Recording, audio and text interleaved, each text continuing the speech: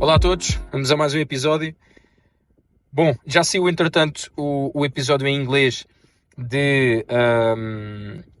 neste caso foi sobre governance e foi sobre os MCOs, os Multi-Club Ownerships. Eu não quero muito que estes episódios sejam, no fundo, uma réplica daquilo que eu falo nos outros temas, mas gosto de deixar aqui algumas notas porque eventualmente alguns podem não perceber inglês e podem querer ter mais informações sobre isto. No fundo, em termos de governance, não tendo uma palavra ideal para traduzir, eu diria que é, no fundo, a forma como as coisas são feitas, é a governância das coisas, digamos assim. Quem é que faz, quem é que não faz, quem é que é responsável, etc. Eu falo sobre as instituições e sobre os diferentes níveis. Naturalmente que a FIFA é a entidade e a organização mais importante e que detém, também com a IFAB, que regula as leis do jogo, detém a responsabilidade de organizar e no fundo, liderar e definir o caminho para onde o futebol se deve encaminhar. Claro, temos a FIFA, juntamente com a IFAB, depois temos as confederações, como por exemplo a UEFA, a AFC aqui na Ásia, etc. E depois sim temos então, no terceiro nível já, as federações ou associações nacionais, como a Federação Portuguesa de Futebol e todas as outras. E depois dentro delas então temos um outro nível que já tem que ver com os clubes. Portanto, perceber, porque a ideia é sempre chegar àquilo que pode trazer de valor aos clubes e a vocês perceberem dentro da vossa organização como é que podem implementar isto. É importante nós percebermos quais é que são os diferentes níveis para nós também conseguirmos definir se eu quero implementar uma estratégia e, por exemplo, este tipo de associações que têm sempre como objetivo comum o desenvolvimento do jogo. Normalmente, qualquer tipo de estratégia direciona-se para 3 pilares. E esses 3 pilares têm que ver com ou as competições, ou os regulamentos, ou então o desenvolvimento do jogo. Desenvolvimento de programas de apoio, maioritariamente, que, claro que é diferente colocar uma estratégia em Portugal, que é, no fundo, a penetração de mercado, porque é um mercado onde o futebol já é famoso e, portanto, já é popular, etc. É diferente fazer isso a colocar, por exemplo, na Índia, que o desporto rei não é de todo o futebol, por enquanto. Portanto, existem este tipo de estratégias que são diferentes, mas que normalmente assentam nestes 3 pilares e que seja a UEFA, seja a FIFA, naturalmente a UEFA, ou por exemplo a Federação Portuguesa de Futebol, que já tem uma direção diferente e se calhar já vai perceber determinadas zonas menos favorecidas do país onde tem que aplicar este tipo de estratégias, mas que vem tudo de normas da FIFA e, portanto, depois aquilo acaba por ser seguido. Naturalmente, cada federação depois recebe o seu dinheiro e é importante os clubes perceberem, ok, se eu quero implementar determinada estratégia, é importante eu perceber qual é que é o caminho para eu chegar a apoios que depois é que existem, etc. E depois, uma outra parte que eu falo, que tem que ver já com os valores, que isto é transversal, apesar de depois os clubes terem mais estratégias onde podem aplicar, ou que podem aplicar, têm diferentes departamentos, etc. E depois eu até apresento um organograma muito básico, muito simples, mas o que interessa aqui é dar a ideia e depois desenvolver para onde vocês quiserem desenvolver. Mas eu dizia que ter então a ideia clara de que, tendo como base que a comunicação é o que faz, no fundo, as coisas funcionarem, ser transparente, ao mesmo tempo que, se também accountability é um termo que em português talvez seria a responsabilização, portanto as pessoas serem responsáveis por aquilo que estão a fazer e não só ter o sentido de responsabilidade, como também não serem, que é uma coisa que é difícil às vezes em Portugal, que é não serem melindradas ao ponto de terem que dar resposta àquilo que estão a fazer e portanto têm que ser responsabilizadas pelos resultados que acabam por dar e por haver uma framework, isto eu diria que seria uma linha orientadora em termos de decisão. Como é que a decisão é tomada? Porquê que a decisão é tomada? Portanto, se tivermos estes 3 pilares que depois também acabam por ser assente numa comunicação muito forte, porque se tivermos é muito fácil haver uma comunicação forte, é muito difícil este tipo de estratégias não resultarem e as pessoas não perceberem o que é a tal governance das coisas, como é que as coisas são feitas. É muito difícil que, se existir um organograma que seja muito claro sobre as responsabilidades de cada um, sobre o que é que cada um tem que fazer, como é que cada um tem que fazer, quais é que são as linhas orientadoras de decisão e haver dados, portanto, uma,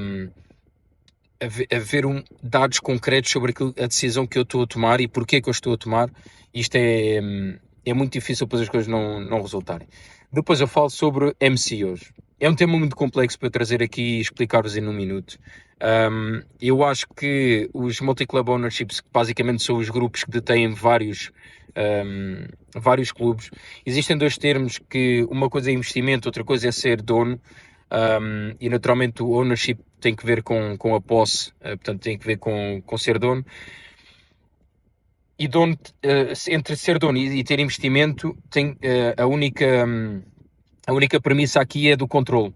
E portanto, eu a partir do momento em que tenho o controle, e estes grupos que existem têm o controle de vários clubes, e isto tem realmente um poder brutal, na minha opinião, porque permite não só a circulação de pessoas que se tornam experts, se tornam especialistas naquilo que fazem, e que ajudam a comunidade. Portanto, o clube deixa de estar isolado, em que tem que desenvolver as suas estratégias de forma autónoma e sozinho, etc., mas passa a fazer parte de uma comunidade, passa a estar aberto e sujeito e, no fundo, apresentado também àquilo que são parceiros a nível mundial, e portanto isto tem realmente um poder muito grande.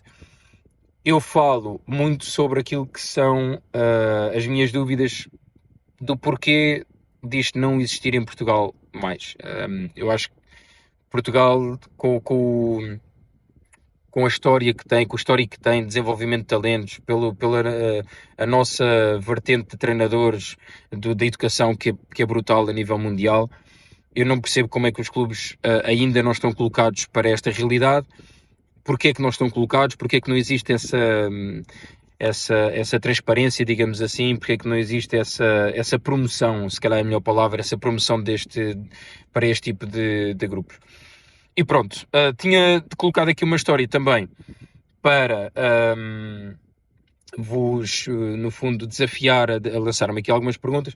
Houve duas perguntas que me deixaram aqui bastante intrigado. A primeira, sobre qual é que seria o mercado com mais potencial. Eu deduzo, em termos de scouting, portanto, onde é que podemos ir buscar talentos. Eu acho que existem talentos em todo o lado. Naturalmente, eu acho que existe aqui um mercado que é o mercado nórdico, que tem hoje, através dos atletas, nomeadamente ter ido para o Sporting, uma abertura maior, mas nós temos que ver os dois lados. Se calhar da parte das pessoas, dos jogadores nórdicos, também existem mercados preferenciais do que seria, por exemplo, o português. E, portanto, essa é uma análise que nós também temos que fazer. Existem sempre aqui dois lados da equação. Agora, que eu acho que são atletas que, pela aprimoração técnica que têm tido, pela globalização dos treinadores, e inclusive treinadores portugueses têm estado nesses países a trabalhar, entre outros, espanhóis, etc., existe naturalmente um desenvolvimento técnico que vai sempre colocar, tendo em conta que eles têm uma fisionomia diferente daquela que nós temos, vai sempre colocá-los como alvos apetecíveis no mercado.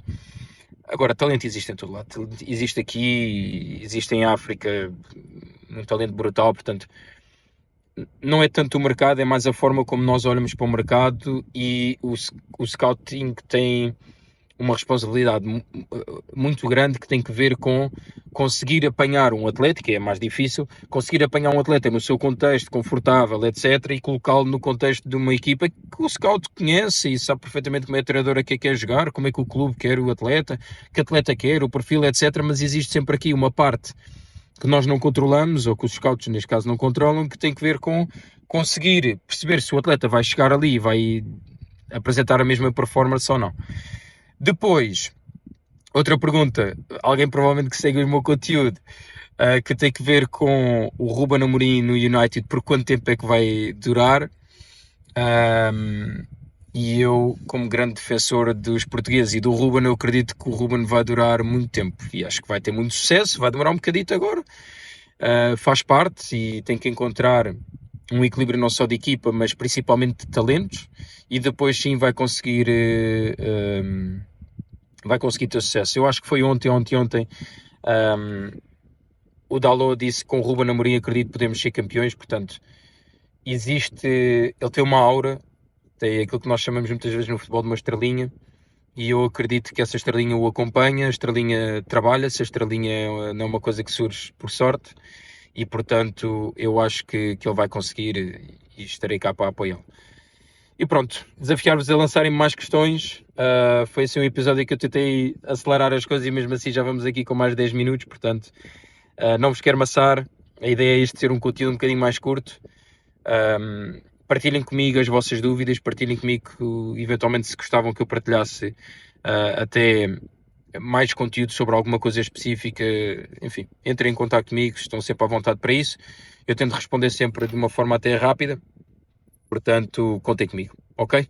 Um grande abraço, até à próxima, tchau, tchau.